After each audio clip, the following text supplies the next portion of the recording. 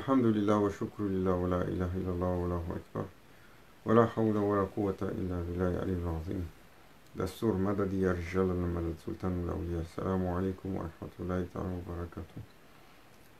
Bienvenue dans ce rappel dans ce temps précieux, le temps de la retraite, ce temps difficile, le temps de l'épreuve, pour lequel nous invoquons le support d'Allah, que nous soit accordé la guidance, que nous soit accordé sa protection, que nous soit accordé le discernement entre le bien et le mal, et que nous puissions mettre à bon escient chacune des choses que nous faisons, et chacune des choses que nous disons, et chacune des choses sur lesquelles nous émettons des intentions.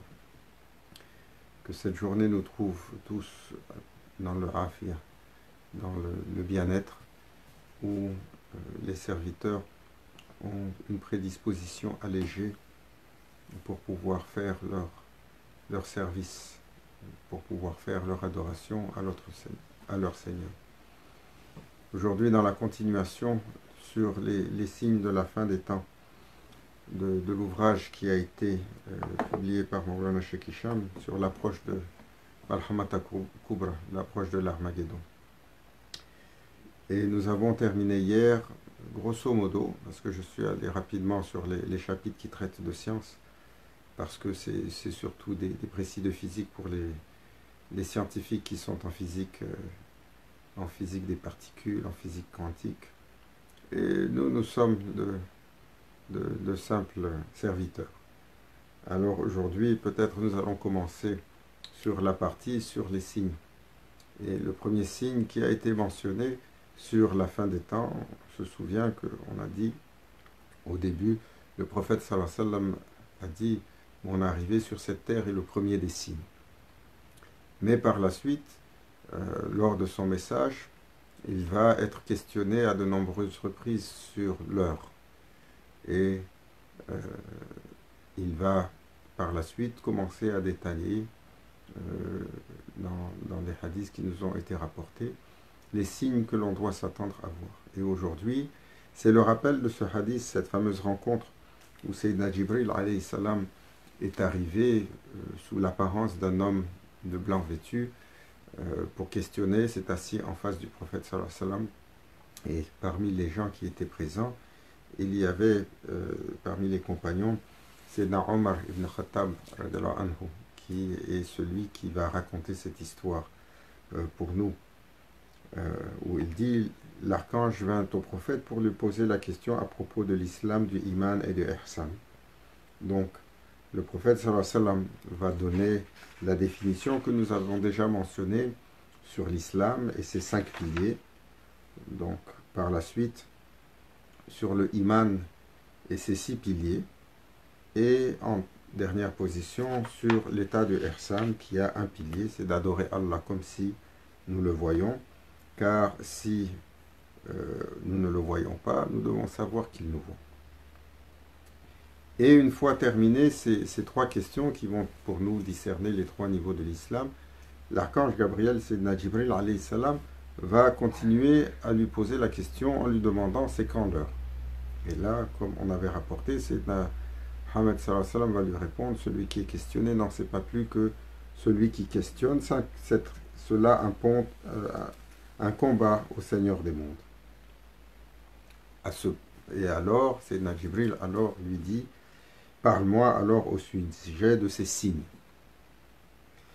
Et donc, parmi les signes dans la réponse qui vont être élaborés est celui qui traite des bédouins, va-nu-pieds. Où est-ce que le prophète sallallahu alayhi wa sallam va dire, et tu verras les va-nu-pieds, pauvres bergers, rivaliser dans la construction de grands édifices. Et ceci est un témoignage pour quelque chose qui était pratiquement impossible à déceler de ce temps-là. Parce que déjà, on peut imaginer que les grands édifices, ces tours de Babel qui touchent le ciel, ça prend des souverains excessivement puissants. Mais quand le prophète sallallahu alayhi wa sallam va les décrire, ceux qui vont pas simplement bâtir ces tours qui touchent le ciel, mais ceux qui qui vont compétitionner pour les monter, il va les décrire comme des gens pauvres, va-nu-pieds, tels des bergers, donc des gens qui sont à la fois va-nu-pieds et bergers, qui sont dans des régions chaudes.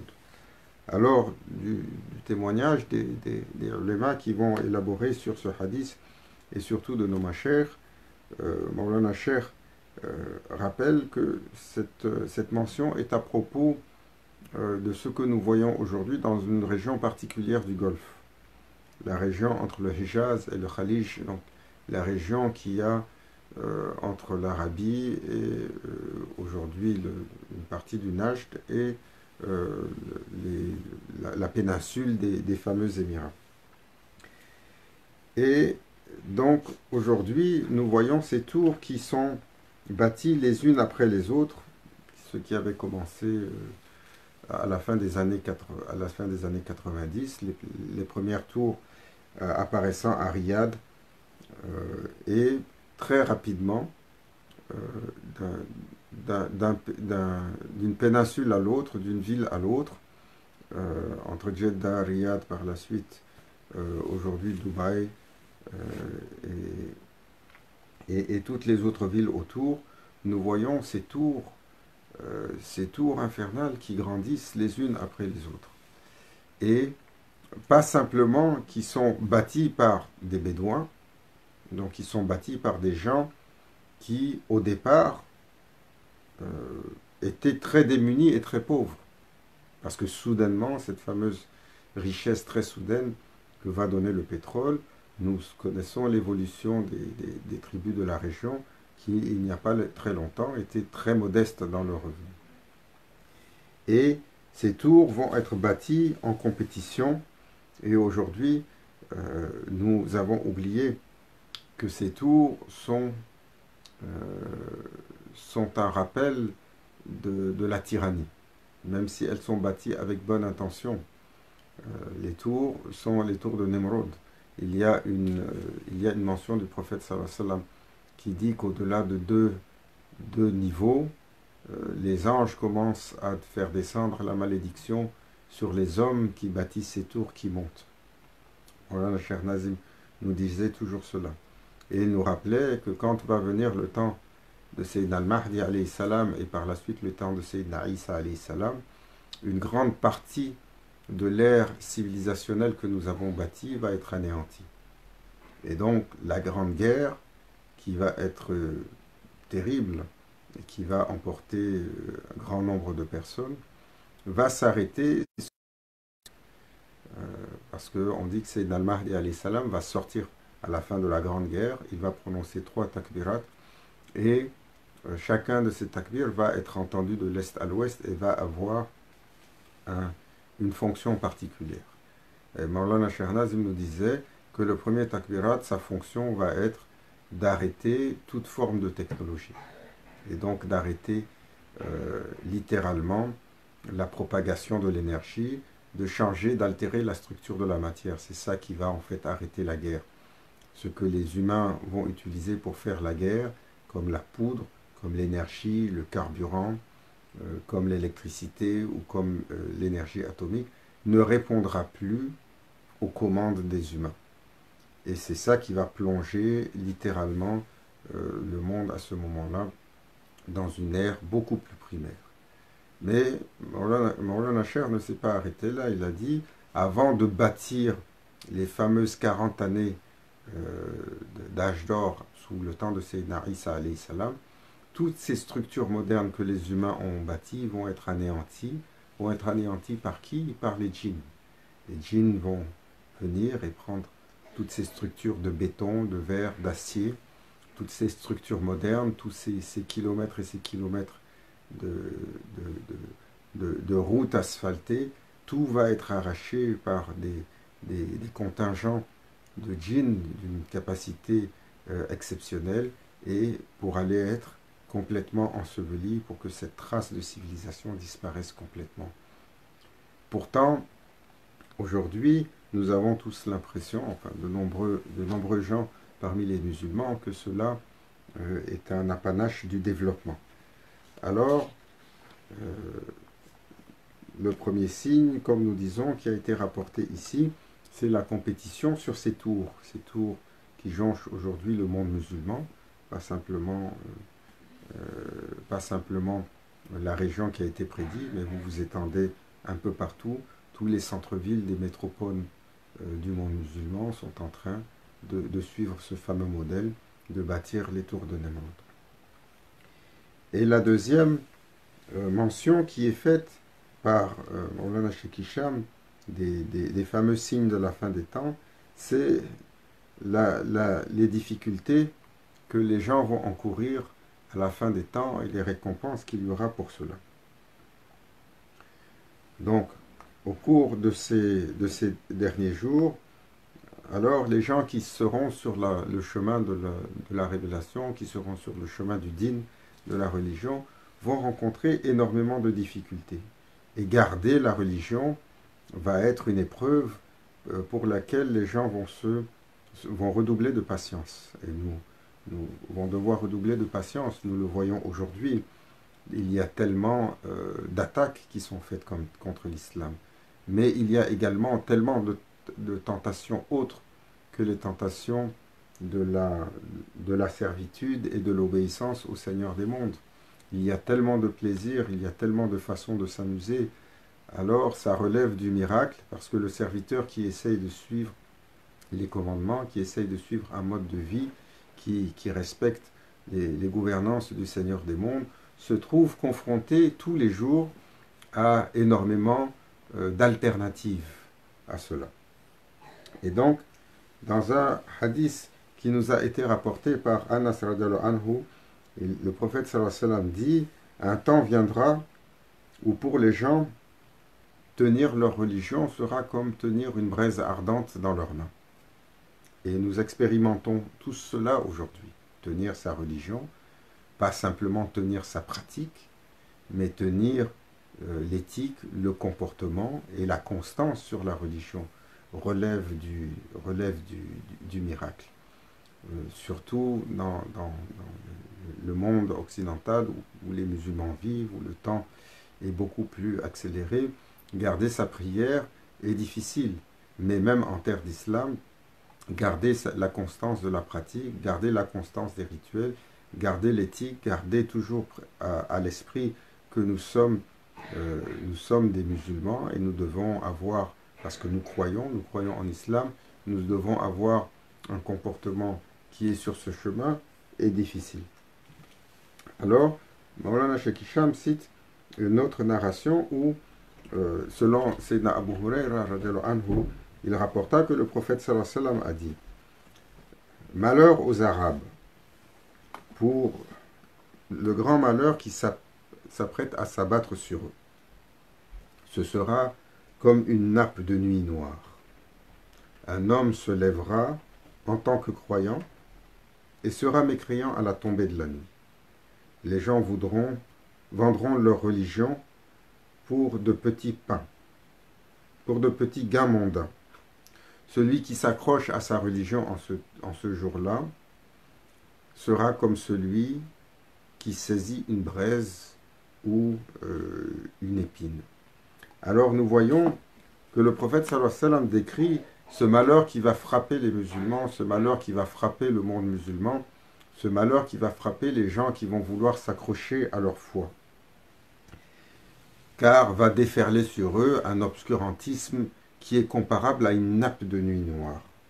Et il décrit la vitesse à laquelle les gens vont perdre leur foi. Ils vont être croyants le matin et au coucher, ils vont perdre leur foi. Cela peut être l'accélération sur une journée où la foi vacille tellement. Cela peut être également ce qui va arriver aux nations qui vont se lever au jour de leur vie. Donc, lorsque nous naissons, et nous naissons dans un environnement de croyance, nous y évoluons, mais quand on arrive à la nuit de notre vie, et alors beaucoup de gens, nous verrons, quitteront au cours de leur vie le chemin de la croyance. Et nous voyons aujourd'hui comment cela a déferlé sur le monde musulman, l'abandon de cette l'abandon de cette religion, qui est très présente en apparence, mais qui, dans sa profondeur, aujourd'hui, est-elle un désert. Nous allons voir jusqu'à quel point, Maulana Cheikh nous le mentionne, nous nous sommes détournés de la tradition originale. Alors, Ibn Abbas, le compagnon, radiallahu anhu, rapporta que le prophète sallallahu alayhi wa sallam un jour demanda de l'eau à ses compagnons. Et il n'y avait plus d'eau du tout. Alors le prophète sallallahu alayhi wa sallam demanda un pot, on lui en envoya, et il écarta sa main, et de sa main coula l'eau à flot. À tel point que l'histoire est assez fameuse, c'est l'un des miracles où le prophète sallallahu alayhi wa sallam a fait jaillir de sa main beaucoup d'eau, après que les compagnons aient été dans une condition difficile, littéralement assoiffés, au point que quelques-uns d'entre eux moururent de soif. Et il dit à Sayyidina Bilal, alors, appelle les gens qu'ils viennent s'abreuver, faire leurs ablutions. Et on dit qu'il y eut tellement d'eau que tout le monde put s'abreuver, faire ses ablutions, et on put même donner à boire aux montures qui étaient là.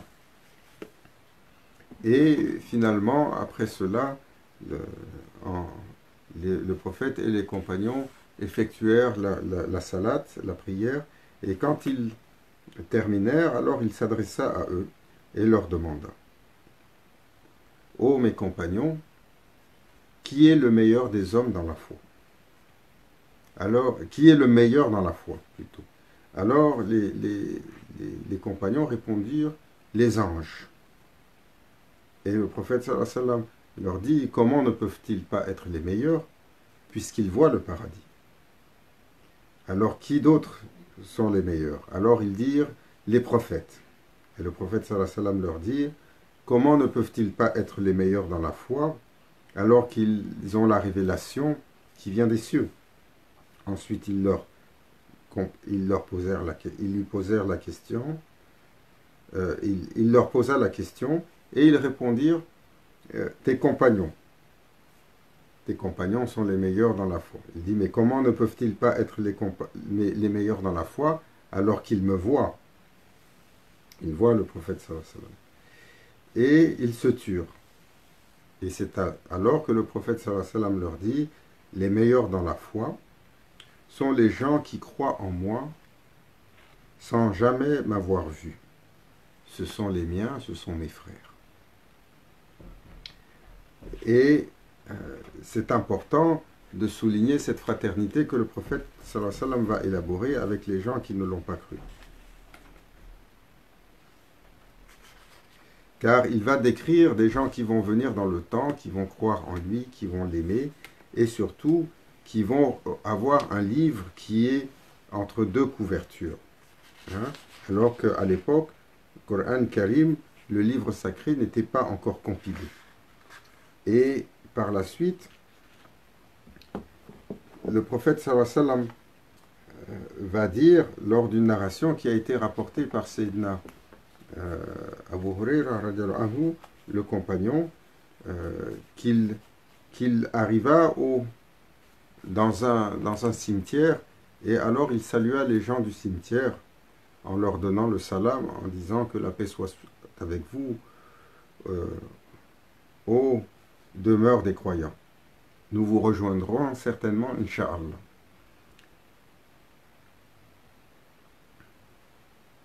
Comme je désire ardemment voir mes frères, il ajouta. Et on dit que le prophète sallallahu alayhi wa sallam avait une tristesse, comme une espèce de nostalgie, lorsqu'il dit ça. Alors les compagnons furent un peu surpris.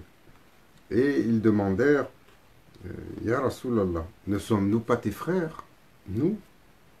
Alors il leur répondit: non, vous êtes mes compagnons. Quant à nos frères, ce sont ceux qui ne sont pas encore apparus. Et je les précéderai à mon étant. C'est-à-dire, je les précéderai lorsque je rentrerai dans le cimetière. Et que il sera manifesté dans la plénitude du paradis. Et les compagnons, toujours perplexes, ont posé la question, Ya Rasulallah, comment vas-tu reconnaître des gens que tu n'as pas côtoyés ou que tu n'as pas vus? Ils sont perspicaces parce que le prophète sallallahu alayhi wa sallam décrit ses compagnons comme ceux qui l'ont vu et ils sont contemporains. Et alors, le prophète sallallahu alayhi wa sallam va prendre un exemple en leur disant que diriez-vous si vous aviez un troupeau de chevaux et certains d'entre eux qui sont tous noirs, mais certains d'entre eux ont une marque brillante et étincelante sur le front et sur leurs pattes également, ils ont ces marques qui sont brillantes. C'est certain que vous allez les reconnaître parmi des chevaux qui sont complètement noirs. Alors il continua en disant, en vérité, mes frères viendront avec le front et les pieds étincelants à cause de leur ablution, et je les précéderai à mon étant.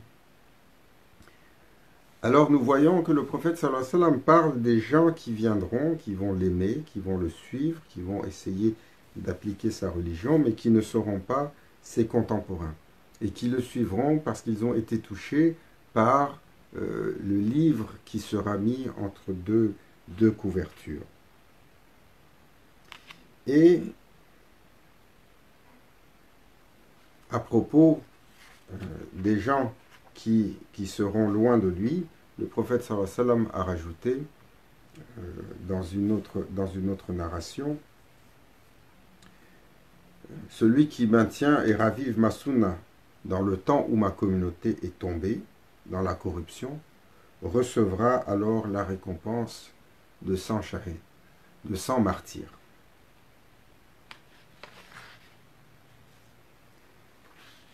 Alors, raviver la sunna du prophète sallallahu alayhi wa sallam, ô combien dans un temps difficile où l'islam et sa manifestation est tombée et combien importante.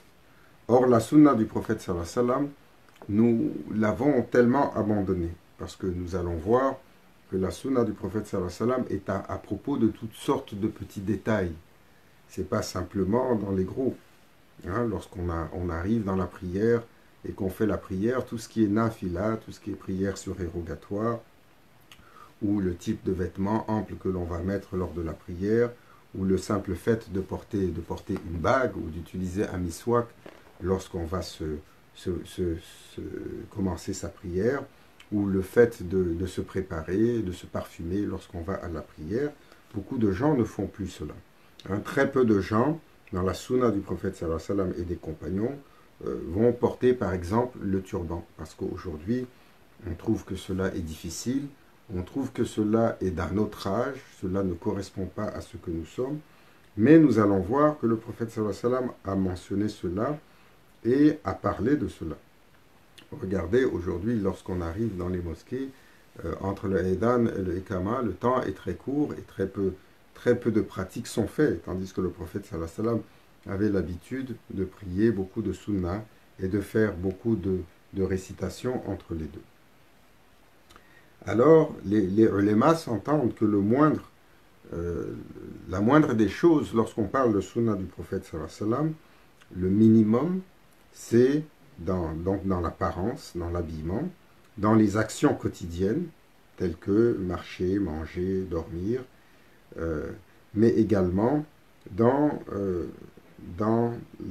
toutes les interactions que nous avons à tous les niveaux.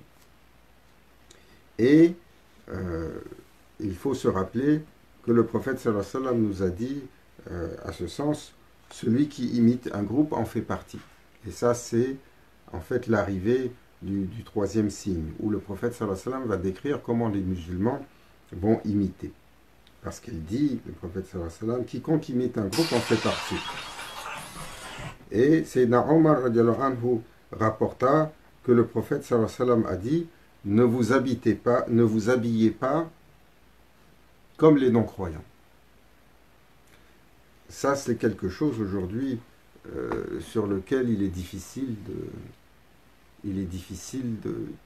de commenter, parce que les gens tout de suite ont l'impression que c'est une attaque sur leurs habitudes et sur ce qu'ils sont devenus. Non, c'est une réalité a parlé le prophète sallallahu alayhi wa sallam avec ses compagnons. À ce temps-là, les compagnons radiallahu anhu faisaient même attention à ce qu'ils portaient comme type de vêtements pour s'assurer, parce que quand on était à Makka ou à Madina avec les compagnons, il y avait encore de ce temps-là beaucoup d'autres tribus présentes. Il y avait encore beaucoup de polythéistes, il y avait encore beaucoup de gens de Ahl al-Kitab, donc des chrétiens et des juifs, et il y avait une sunna de l'apparence du prophète sallallahu alayhi wa sallam, et les compagnons l'imitaient dans cette sunna-là, et s'assuraient dans le type de vêtements qu'ils portaient, dans les coupes qu'ils portaient, dans les choses qu'ils portaient, les décorations qu'ils portaient sur leurs vêtements, de ne pas imiter les autres nations qui étaient autour d'eux déjà à ce temps-là. Car cette apparence-là procédait d'une partie de la révélation. Il faut se rappeler par exemple que le turban a été porté par tous les prophètes depuis le temps de Sayyidina Dhul Qarnayn alayhi salam, qui était le prophète qui a porté le turban pour cacher les 2 cornes qui avaient commencé à pousser sur ses tempes. Et le prophète sallallahu alayhi wa sallam a enseigné, par exemple, lorsque il attachait son turban, il décrivait, lorsque les anges sont descendus lors de la bataille de Badr, et il les a vus descendre, il décrivait comment ils descendaient, et il disait, ils portaient tous des turbans, et ces turbans avaient une queue, et donc demandait aux compagnons de porter une queue similaire sur leur turban. Alors, Sayyidina Abu Huraira, à ce titre, rapporta que le prophète sallallahu alayhi wa sallam a dit: le jour du jugement dernier n'arrivera pas avant que vous suiviez les communautés qui vous ont précédé, empan par empan, coudée par coudée. Empan, donc l'écartement quand on écarte la main. Donc, dans ces distances qui peuvent être aussi proches que la largeur d'une main ouverte ou alors la largeur d'une coudée, pour chaque mesure qu'ils prendront, le prophète sallallahu alayhi wa sallam a dit: vous allez les suivre là-dedans. Alors les compagnons demandèrent au prophète sallallahu alayhi wa sallam lorsqu'il dit cela: Ya Rasulallah, tu veux dire les Perses et les Romains? Il répondit: qui d'autre? Alors les Perses et les Romains à l'époque font partie des nations d'Orient et des nations d'Occident. Donc les Romains, c'était tout ce qui était le symbole de l'Occident, et les Perses étaient tout ce qui était le symbole de l'Orient. Et ce que le prophète sallallahu alayhi wa sallam dit, alors que les musulmans ne verront pas arriver le jour du jugement dernier avant qu'ils ne commencent à suivre. Donc à suivre les non-musulmans, à la fois d'Orient et d'Occident, dans leur mode, dans leur style de vie, dans leurs loisirs, dans leurs valeurs culturelles, dans les valeurs idéologiques. Comme nous voyons aujourd'hui, la majorité de nos dirigeants, la majorité de nos représentants, la majorité de nos parlementaires, la majorité de nos animateurs, de nos présentateurs, la majorité de nos gens n'arborent plus ce qui est de la tradition de l'islam. Et pourtant, ô combien belle et combien honorante cette tradition. Et donc, nous suivrons nécessairement les communautés qui nous ont précédés. Et c'est ce que nous voyons aujourd'hui.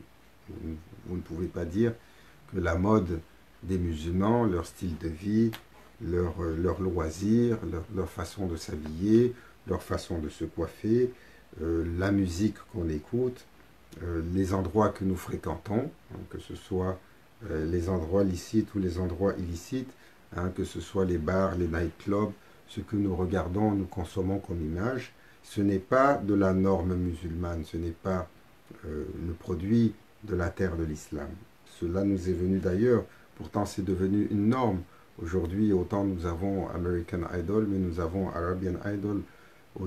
Aussi, aujourd'hui, autant nous avons des façons de faire qui nous viennent d'ailleurs, que nous imitons dans tout, dans la musique, dans ses habitudes. Nous avons vu récemment, avec l'ouverture de Hijaz, qu'il y a eu les premiers casinos qui sont là, qui sont soi-disant halal, parce que bon, c'est du jeu pour lequel il n'y a pas de mise en jeu, ou alors ce sont des boîtes de nuit soi-disant halal, parce qu'il n'y a pas de consommation, mais on oublie que les hommes et les femmes sont dans la promiscuité et ne sont certainement pas habillés de la façon dont les musulmans, traditionnellement, s'ils suivaient la sunna, les commandements de leur Seigneur, s'habilleraient. Alors, sur une autre narration, Thawban anhu rapporta que le prophète sallallahu alayhi wa sallam a dit « L'heure n'arrivera pas avant que les tribus de ma nation n'aient imité les polythéistes dans absolument tout. » Le terme tribu, bien entendu, réfère aux nations d'aujourd'hui, les pays ou les nations qu'il y a dans le monde musulman. Et donc, dans cette imitation, Abu Malik Ash'ari rapporte que le prophète sallallahu alayhi wa sallam a dit « Il y aura des gens de ma communauté qui rendront licite la fornication, la soie, le stimulant nocif et la musique immorale. » Il faut nous rappeler que la musique, ici, qui est mentionnée par le prophète sallallahu alayhi wa sallam, est la musique immorale, donc celle qui, selon les savants, a un contenu dont la parole est disgracieuse par rapport à l'éthique du musulman, du croyant, ou alors son rythme est également dans une rythmique qui ne correspond pas à la vibration qui apaise là.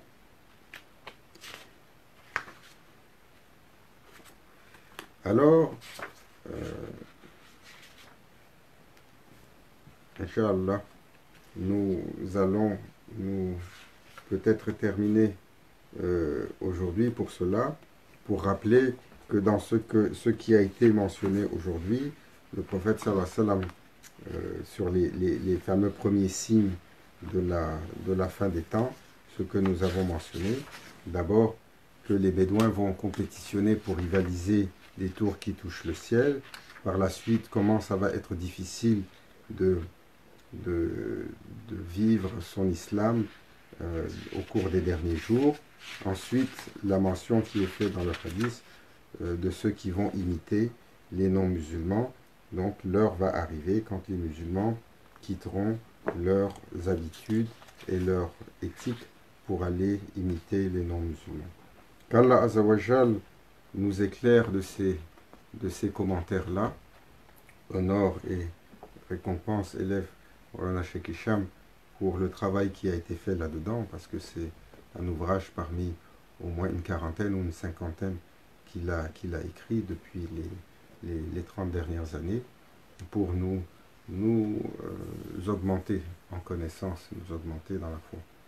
Inch'Allah, que cette période soit également propice pour le recueil, pour la méditation, et que nous puissions sortir de cela, vainqueurs sur l'obscurité. C'est une pause qui est importante, c'est une pause qui nous fait peur, mais ô combien d'assemblées illicites se sont arrêtées. Combien d'assemblées dégradantes pour l'honneur de l'humain se sont arrêtées. Combien de regroupements qui étaient pour autre que Allah se sont arrêtés. Et combien de confinements alors rappellent aux humains ce qui est important. Nous prions qu'Allah accorde pour cela, pour toute l'humanité, un éveil pour que cela les amène dans la présence de leur Seigneur, à remplir complètement la fonction de Khalifatullah sur cette terre et les honneurs qui viennent avec, et à s'éloigner du déshonneur dans lequel nos systèmes et nous ont plongé. Ila halatina bil Fatiha.